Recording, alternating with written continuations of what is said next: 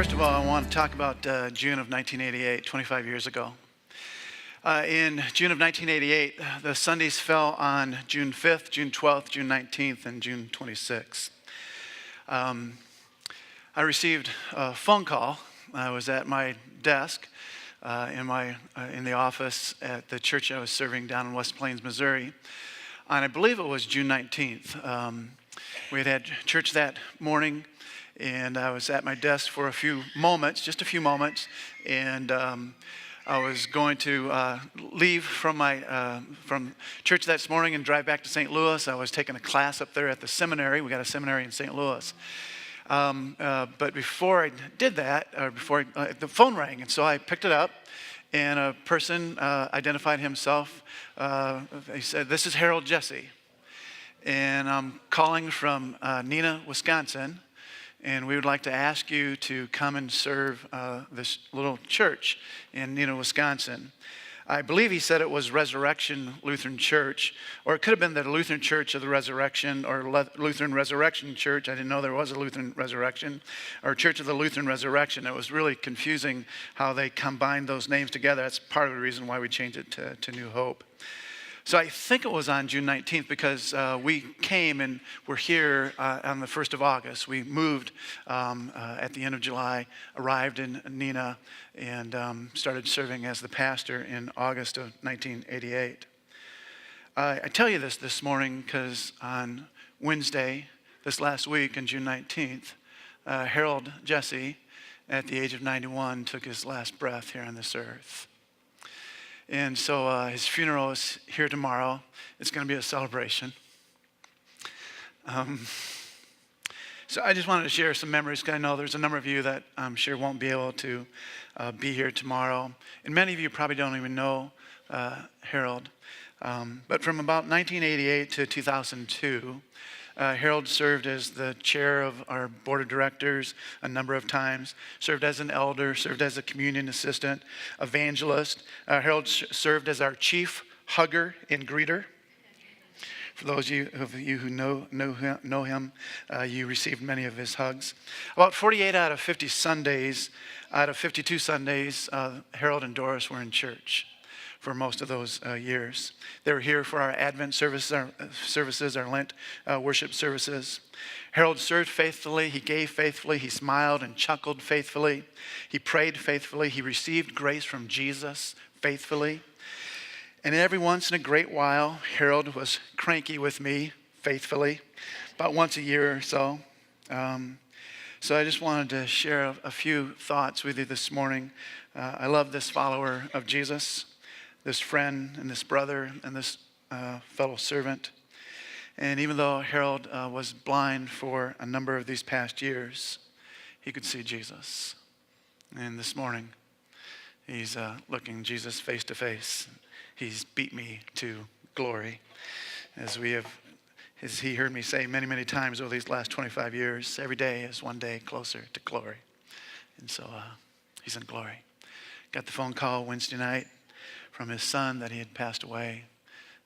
Got to spend a couple of moments talking with Doris and praying with her by phone from Colorado. And again, just looking forward to thinking about Harold and talking about him tomorrow. So if you could keep that in your prayers, and again, looking forward to being with a number of you tomorrow for this worship celebration. So 25 years ago, we arrived. At that time, Emily was 6 years old, Jared was 4 years old, Sarah was 6 months old. So after we got that call on that Sunday, went up to St. Louis, did the class, and then I came up. Actually, Lori and the 3 children were here in Milwaukee staying with her parents. So since I knew I was having this class, they were up here. So I drove up, and then we drove up here with just Sarah, Lori, and I. And so Sarah was only 6 months old, and she was nursing at the time, so we had to bring her along with us, and they left the other 2 with the grandparents and came out and went to this little trail trailer unit over on Cold Spring Road, and checked the house that they had and decided, we don't think it was kind of a fixer-upper, and we didn't have to move into it, so we didn't. But Doris got to hold Sarah. She has that memory even now with some of her difficulties that she's having. So again, just lots and lots of stories, and I won't belabor it this morning, but I've already told the family that the message tomorrow morning might be long. It just might be long. I'm going to try to make this one not too long. So this morning, we're going to look at Psalm 23. It's one of these psalms that's familiar, even if you're really not much of a churchgoer. Might be some of you who are not much of a churchgoer. You usually hear it when you're at funerals and that. This morning, I'm hoping that I can help us to think about Psalm 23 in a new way. Think about it that really the phrases of Psalm 23, we need to consider them long before the funeral happens. There's something about this Psalm 23. That's a lot of what this last song was based on. You Are in Control was from the imagery and some of the phrases of Psalm 23. And so as you were looking at those pictures, you were invited to imagine some of the promises that are in some of the images, some of the things that do comfort us, the whole aspect of green and still waters and that sort of, and that the Lord is my shepherd. But before we get to that, I just want to talk about this whole idea of that we all are living with this gift of imagining. Everyone here this morning, you are imagining things right now.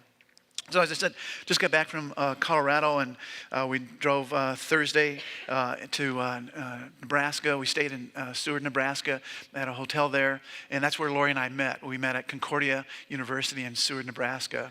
On the front desk of the hotel that we checked in was a copy of the USA Today, and I picked it up. I don't know if I've seen a few of the television commercials, but the Apple Corporation took out this full-page colorful ad. There's a little girl laying here in bed with an iPad that she's working on. I just want to read you a little bit of the script from this advertisement. I think it's just very, very stirring. It says, this is it. This is what matters. The experience of a product, how it makes someone feel when you start by imagining what that might be like. You step back, you think, who will this help? Will it make life better? Does this deserve to exist? If you are busy making everything, how can you perfect anything? And it goes on. But again, the whole aspect of these commercials and these advertisements is Apple is trying to stir our imagination. And I got to tell you, one of the things that we experienced on our trip, Lori has an iPhone. I have my daughter Sarah has an iPhone, and I have Sarah's hand-me-down Droid. But anyway, Lori was doing all kinds of things on her, keeping up with her emails, keeping up with texting. Took a lot of pictures, excellent pictures that we're going to enjoy for many years as she gets some of those printed off. It was just an amazing machine. We were able to find Starbucks using the iPhone. Very important to my family. I don't drink coffee, but somehow it's really, really important. So again, and I'm not, giving you an advertise for iPhone, because all of the imagination you can do with an iPhone or iPad, as wonderful as these tools are, we know that right now Apple is working on the next version of the iPhone, working on the next version of the iPad. They're imagining for things that will have a shelf life. Psalm 23 wants to help us to imagine something that never has a shelf life. Psalm 23 has been with the people of God for centuries. And I'm hoping by the end of this message this morning, Psalm 23 is going to have you a little bit more. So again, every one of us right now is, in these moments, is using the gift of imagining.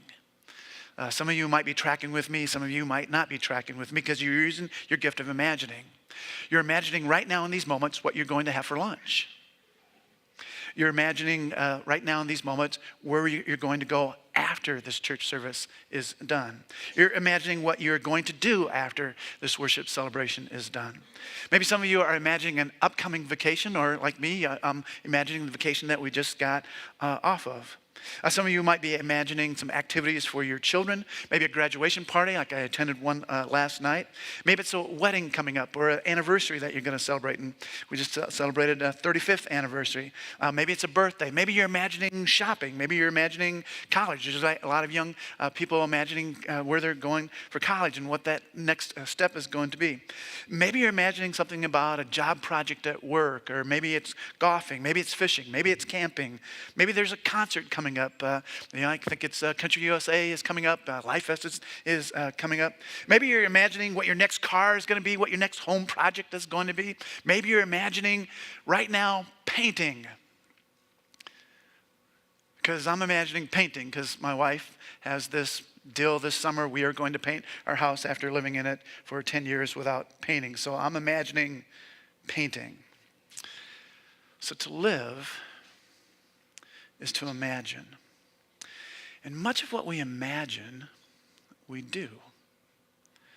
We think about it, and then we imagine it, and then we do it. And then we imagine, we do, and then we evaluate, right? I mean, that's what we all do in just all kinds of experience. We eat, and we say, yes, I will eat again. Or sometimes we have made a decision that, no, I'm not ever going to do that again. For me, that decision has been the game of golf. Golfed my last time, and probably only my third time in my life, about 4 or 5 years ago, and just decided golf is done. I will not imagine golfing again. My son-in-law loves golfing. My son is being influenced by his family, by his wife and her family into golfing. I think it's evil, but I've got to go with it. And if you're a golfer, again, please know, I don't really mean to be offensive. Just for me, I've decided, I've evaluated, I'm not going to imagine hitting the little white ball. But then sometimes we also, as we imagine, we do, and we evaluate, we'll say yes, but it's going to be a really long time. So I'm imagining that what's helping me with this whole painting project that we got is that we're going to paint this summer, and I may never have to paint again. That's awesome. So it will be a long, long time. So again, we imagine, we do, we live. And we're always imagining, I think all of us here this morning, whatever it is that, as you're tracking with what I'm saying this morning, you're imagining, how can I live a good and full life? How can I live a life that will somehow bring me some enjoyment, bring me some satisfaction, bring me some hope? We're imagining that whatever it is that because again, I don't think any of us would, we're not going to imagine doing something that wouldn't somehow give us a little bit of pleasure, or give us a little bit of health, or give us a little bit of, we don't live like that. So again, Psalm 23, get it out here, requires the gift of imagining. Psalm 23 requires the gift of imagining. Now, I want us to read this Psalm 23, the 6 verses. It's a short psalm. I want us to read these verses out loud, verse by verse, and just slowly. I want us to just kind of breathe in, and as we read each verse, just imagine what this verse stirs in you. If you read these verses slowly and you imagine what it is that you're reading, each one of you will imagine something about what we're reading in these verses. So if we could have the first verse up on the screen. So let's take a breath and then read. The Lord is my shepherd, I shall not want. Next verse, please. He makes me lie down in green pastures. He leads me beside still waters. Again, we're in the month of June. The green was just everywhere. Some of us imagine maybe next weekend being at a camping site, being at a lake site, and just maybe having some moments where the water is just like glass. There's not a ripple, there's not a stir. Or maybe there's a few waves, but yet it's still kind of calm water. He leads me beside calm waters. Imagine that. Next verse. He restores my soul. He leads me in paths of righteousness for his name's sake.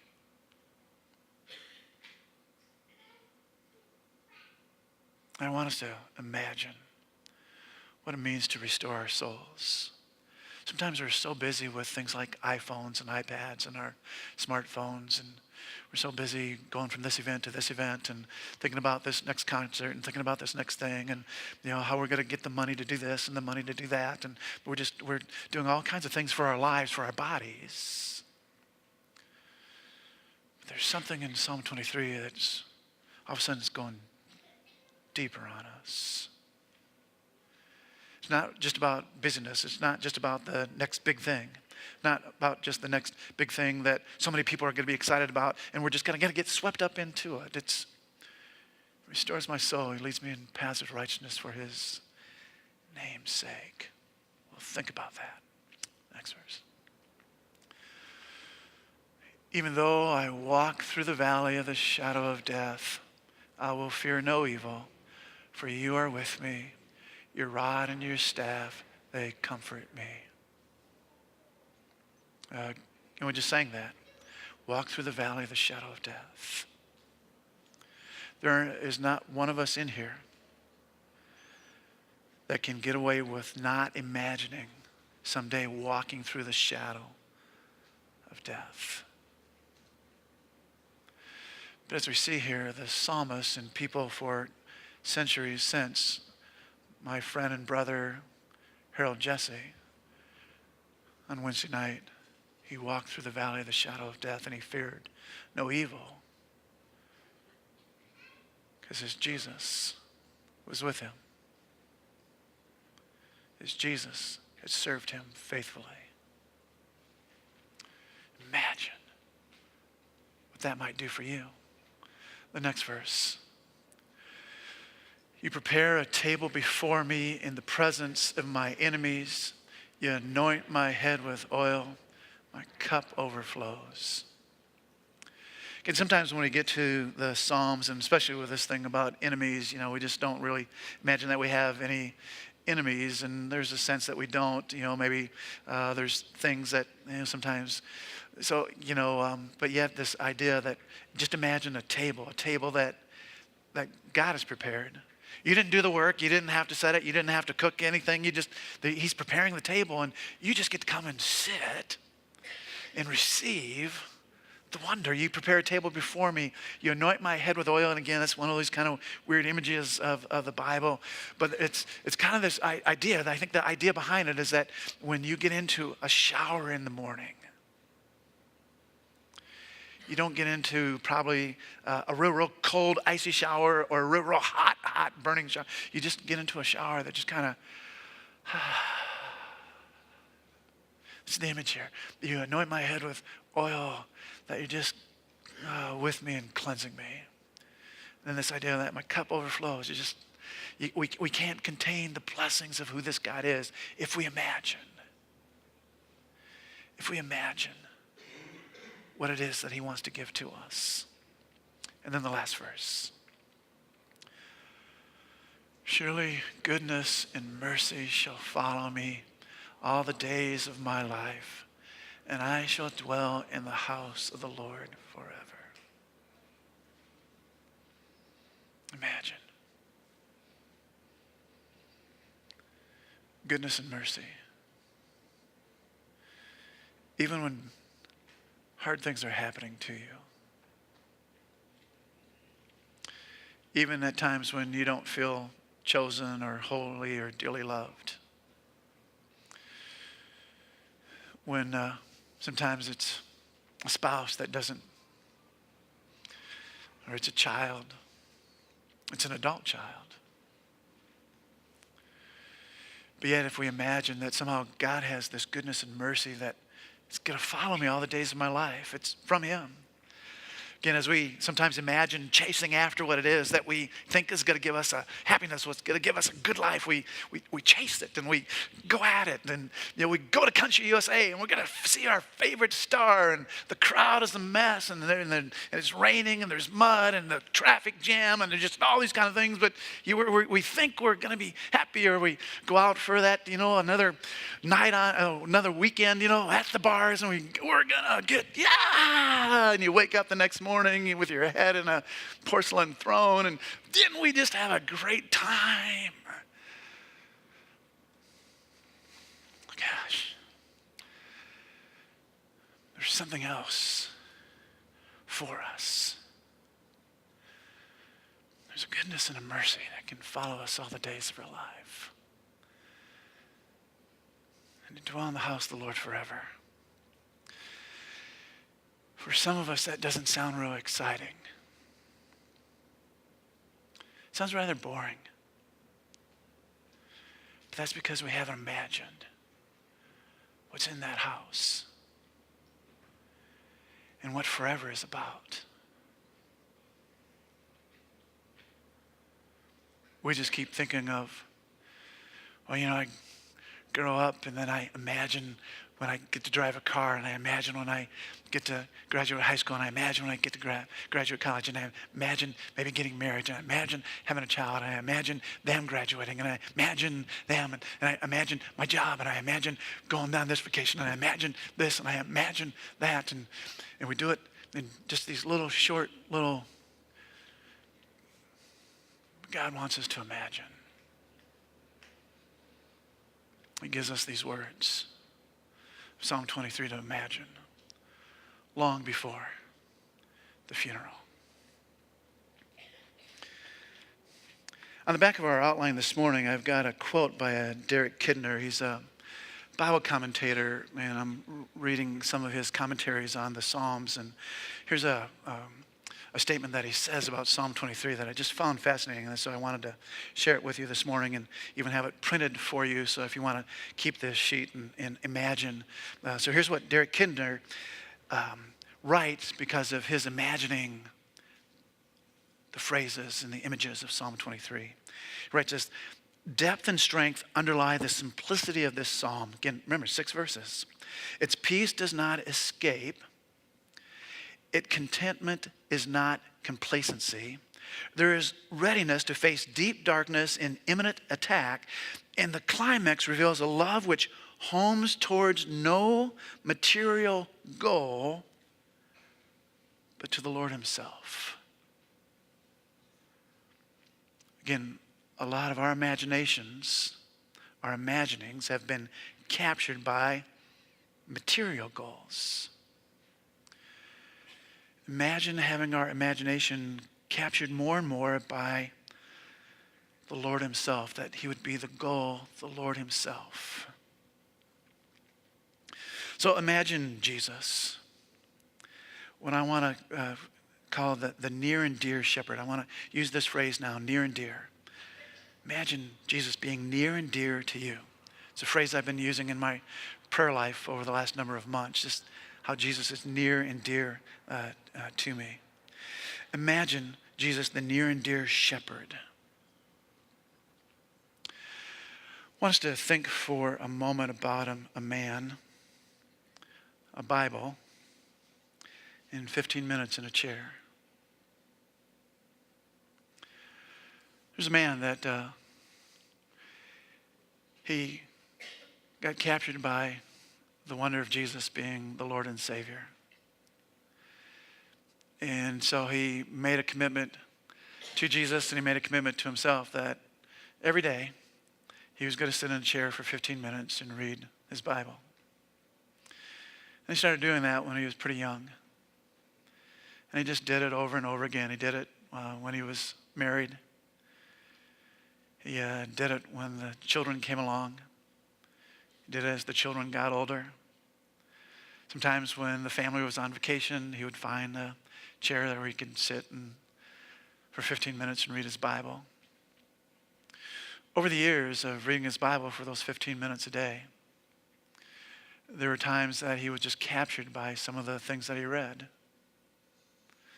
One of the things that amazed him when he was reading through the New Testament was this young man that was dead, and Jesus and his disciples came along the funeral procession.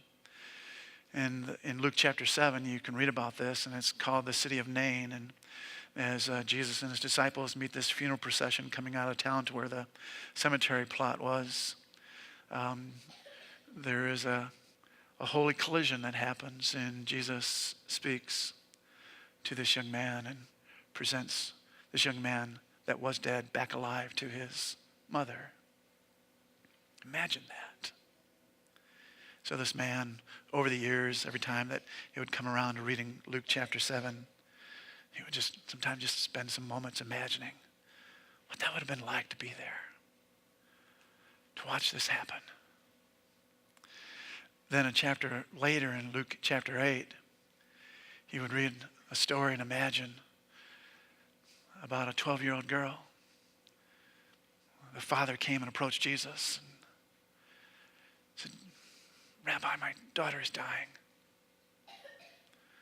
Will you come?"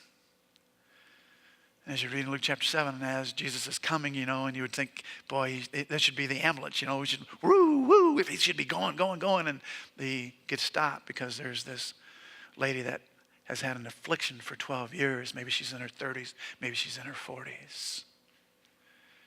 And they stop.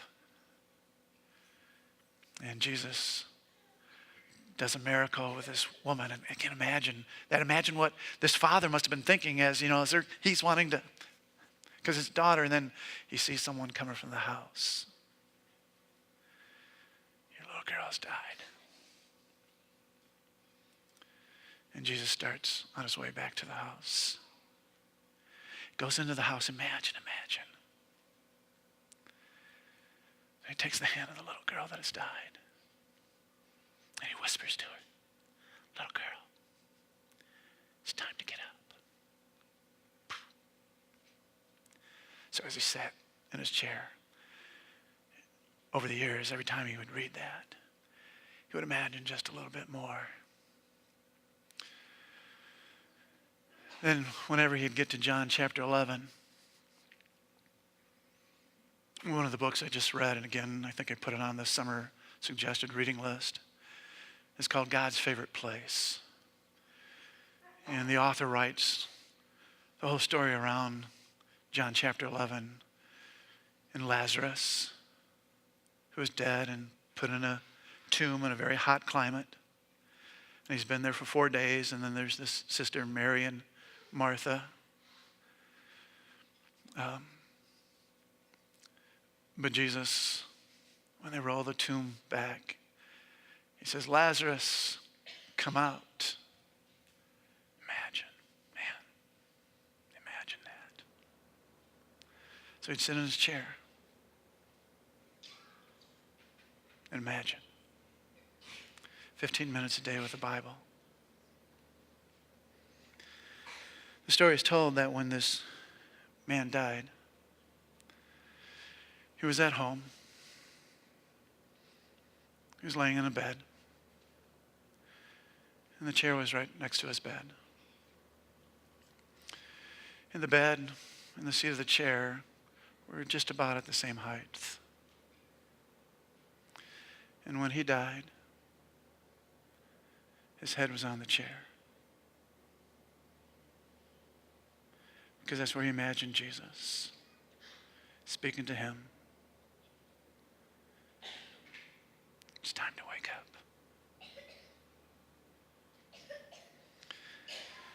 So imagine, what is near and dear to you? We all have those things. Sometimes it's material things. I mean, we live in a culture that, this is what we want near and dear to us. Again, to test what is near and dear to you, every once in a while, have it get threatened. Maybe the car that you're driving is really near and dear to you, and on a windy day, you're in a parking lot, and the car next to you opens, and the wind catches it and dings your car, and you're sitting there in the driver's seat. And immediately, you have just shown what is near and dear to you. Our children are near and dear to us, right? And they're supposed to be near and dear to us. So every once in a while, if you want to test how near and dear your child might be to you, threaten one of the little cubs in front of the mother bear. You'll see, and that's a good thing, it's near and dear, but yet, is Jesus near and dear to you so that this child would be near and dear to Jesus, and so that more than you can protect, Jesus can protect. So again, ask yourself, imagine what is near and dear to you. Imagine, is Jesus near and dear to you really? I mean, do you spend 15 minutes a day imagining Jesus near and dear to you? Or are you just living a good life? I mean, we all tell ourselves we're living a good life. But somehow, if Jesus isn't near and dear to us, is Jesus near and dear to you really? Imagine, do you want Jesus near and dear to you? Imagine what if holy biblical imagination is more real than everyday earthly imaginations. I'm not going to have time to really develop that question, but it's written there for you. Imagine, can anything you can imagine in this world be as near and dear to you as what Psalm 23 imagines?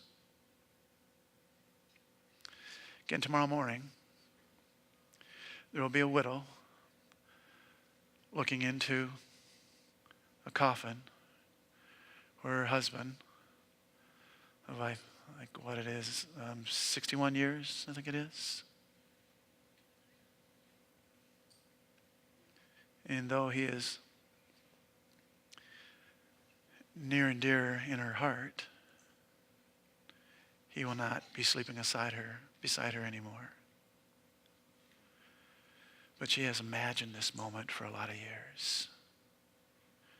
And now Jesus is her shepherd. And Jesus will hold her.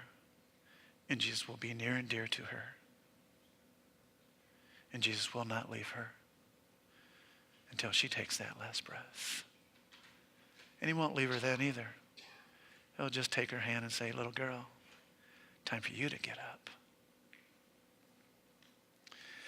So imagine how 15 minutes daily in a chair might stir your imagination of Jesus near and dear to you. Let's read through Psalm 23 one more time and imagine. And imagine.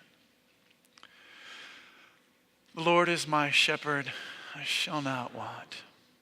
Oh, Jesus. He makes me lie down in green pastures. He leads me beside still waters. Oh, Jesus. He restores my soul. He leads me in paths of righteousness for his name's sake. Oh, Jesus.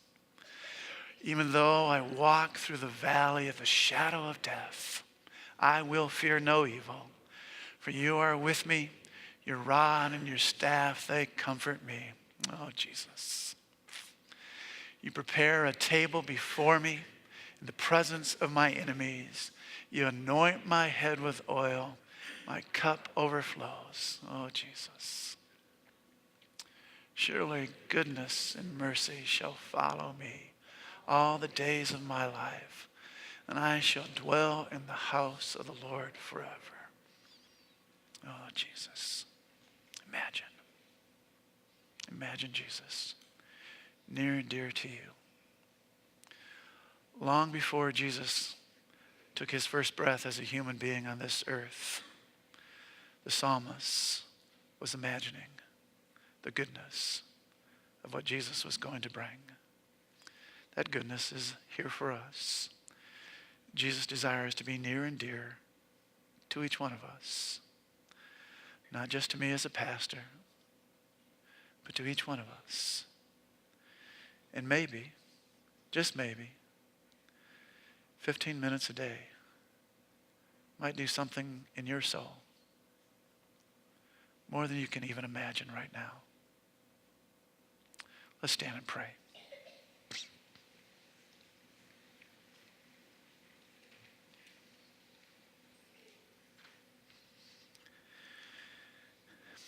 Jesus, the wonder of your name, the wonder of your presence here with us this morning, the wonder of being able to serve you, to be able to sing, to be able to pray, to be able to give, to be able to just enjoy all the gifts that you've given to us through New Hope over these 25 years. The wonder of being able to remember and honor Harold Jesse. Jesus, we would ask that you would continue to bring wonders to us. Some of those wonders that, again, there's a lot of times we're not even looking for them. But you surprise us and you give to us more than what we ask for or imagine, as we read in the book of Ephesians. So Jesus, help us to imagine you being near and dear. For nothing on this earth that we want to bring near and dear to us will be able to stay near and dear to us. But you, Jesus, are the one who is the promise maker and the promise keeper. Help us, Jesus, to believe that. Help us, Jesus. And this morning we want to imagine our way through the Lord's Prayer. Again, Psalm 23 and the Lord's Prayer is somehow connected, especially when we get that petition about deliver us from evil. And as the psalmist says, that we don't have to fear evil because you're going to deliver us from it. So Jesus, help us to imagine what it is that you want us to think and to pray and to imagine as we pray the Lord's Prayer. Let's join together and pray. Our Father, who art in heaven, hallowed be thy name. Thy kingdom come, thy will be done on earth as it is in heaven.